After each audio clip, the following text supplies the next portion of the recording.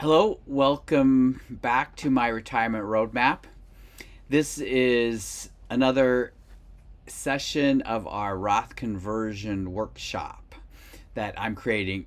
As a reminder, these are beta release videos, so they're going to be a little rough. They will be unedited, but I think it's important that I get them out there now, sooner rather than later, since we are in the thick of Roth conversion season. So that's what's going on here.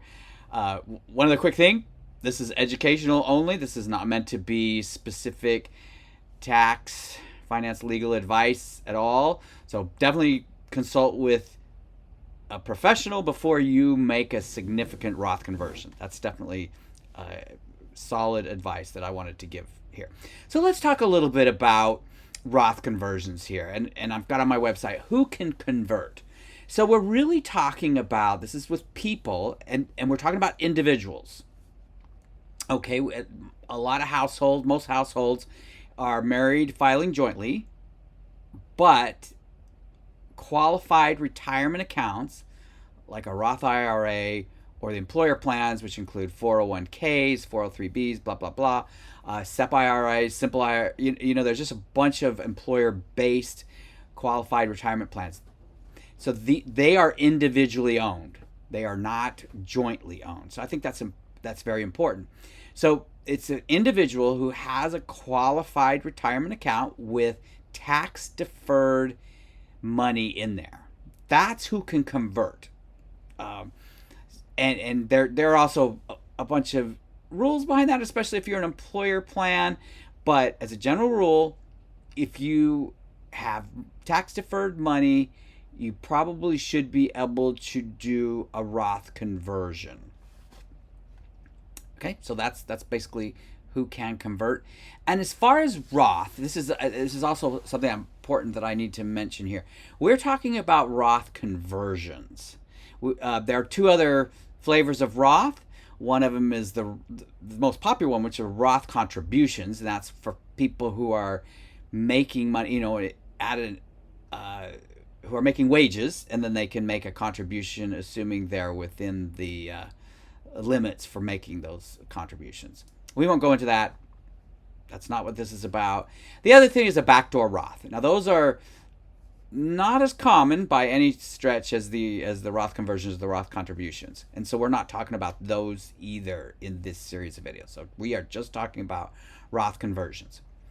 Okay, so let's talk about a couple of reasons why people should not consider doing Roth conversions.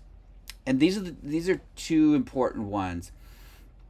First of all, if you are looking to leave money, when you pass on, so your legacy is going to be, you're leaving your leftover money, whatever you want to call it, your legacy, to a charity. Okay, so if you're like, I'm just pulling pulling a number out of out of my hat here. So if you had $1 million in an account, everything looks as though at the end of your lifespan, as best as you can predict, you're going to have $1 million there because you don't need the money.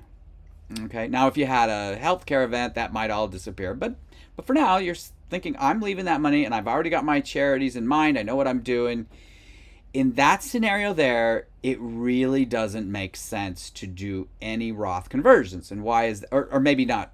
If you do some, there might be a little bit, but definitely not a significant amount of Roth conversions.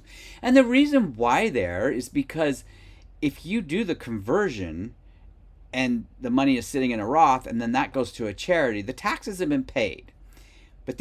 But leaving money to a charity in a tax deferred account is according to my understanding, that's the only way to avoid paying taxes. Is that so? I guess, long story short, what I'm saying is if you've got charitable inclinations there in your tax deferred 401k, IRA, traditional IRA, etc., you may not spend a whole lot of effort trying to figure out doing Roth conversions. That's important. And the other reason, there are people, and I've met a lot of them, okay, who are very much opposed to paying taxes until they absolutely have to. Now, what's interesting here, okay, when we started making tax deferred contributions way back in the beginning, uh, okay, we got 401ks, and we could make contributions, for example, to a 401k, and we signed up and we said, hey, listen, I'm going to I'm going to defer the taxes owed on these. It's not a deduction. Sometimes you'll hear a lot, I'm taking a tax deduction. It is not a deduction. It's deferring those taxes because you still owe them. It's not unlike, owing money on a house or something. You still owe those taxes. It is a debt that needs to be paid. Very, very important there. So we understand that. But there are people who still, like, even though they know they owe the money for this, this tax deferral, they're like, I'm not paying it until I absolutely have to. That's just the way I feel. And what's another good observation is that tax professionals, okay, who are doing annual tax returns, okay, CPAs, lawyers, enrolled agents, other, if they're doing tax returns, they're really, I guess this is a broad interpretation, but they're kind of meant to save as much to not pay taxes unless you absolutely have to. That's kind of what they do, where you're saving money instead of whereas in Roth conversions we're like paying taxes earlier than they're due in hopes that things are going to look better in the overall financial plan. Okay, so but there are these people who are like, I am not paying those taxes until I absolutely have to. And I understand that, and I get that. And again, I go back to, that's a psychological thing. That's what makes people feel better about things. So if you have that kind of feeling, if you're that way towards taxes, Roth conversions are not a good thing. In fact, if you do a Roth conversion, you may regret it forever. You just say, I just wished I hadn't done it because I paid those taxes. I could have kicked the can down the road. So that's another reason why not to do it. Now, the last thing I'd like to talk about in this session of the video is when timing doesn't matter. Okay, now this is a little tricky, and maybe in a deeper dive video, I'll get into some nitty gritty here. I'm going to try to keep this as high level as possible when we talk about this Roth conversions, okay? And what I say here on the website, if you freeze the income, and we'll say the amount, okay, and you freeze the tax bracket that you're in, and you're going to invest in the same thing, okay, it just doesn't matter if you pay the taxes now or in the future. The net amount will be the same.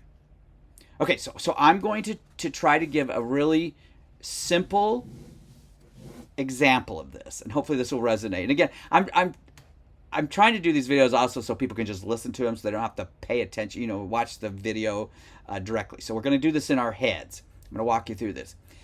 Let's say, for example, that a person has $50,000. Okay, it's in a tax deferred account. All right, so they could say, I'm going to go ahead and convert that money now.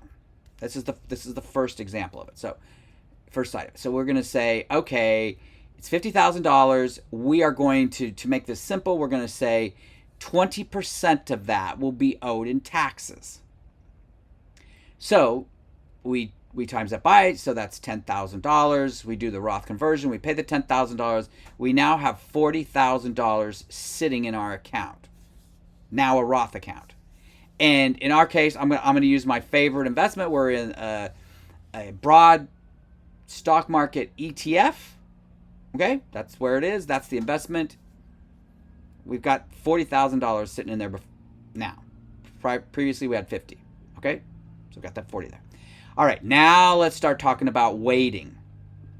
So let's say we're going to wait 10 years, just as an example. Doesn't matter the length of time, but let's, in our example, we'll just say 10 years. And in those 10 years, that original $50,000, we didn't we didn't convert. We're just keeping it there. That $50,000 doubles. Okay, so now it's $100,000.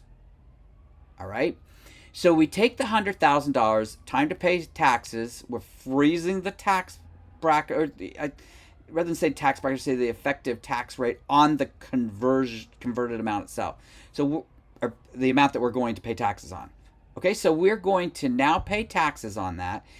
20%, that 100,000 times 20%, we pay the $20,000. We have $80,000. That's our net amount. That's how much we've got after taxes. Now let's rewind a little bit to the first example I gave, as far as the $40,000 that was sitting in there after tax money has been paid now. It is sitting in the Roth at $40,000, and in 10 years it doubles. It doubles to $80,000. So in both scenarios, it comes back with $80,000, the after-tax amount, after the taxes have been paid. So it really doesn't matter. And I've heard this recently, and I'd like to say this is conceptually a hard thing, but it's when you have money in a tax-deferred account, okay, such as a 401k or a traditional IRA, if you have that in there, that money grows, the amount basically grows tax-free. Okay, and that just blew my mind away. Because I'm like, isn't that the definition of Roth? But if you see in my example, if everything stays the same, that's going to happen. So that $40,000, or the $50,000 grew. It grew to $100,000. And at the end of the day, it was $80,000. And the same thing, if we had converted the $40,000, kept on a Roth IRA, it doubles. It's still $80,000. So that growth basically grows tax-free in both scenarios. So I know that's kind of mind-boggling, but that's important for people to understand when we're talking about Roth conversions. This timing of when you pay the taxes doesn't matter.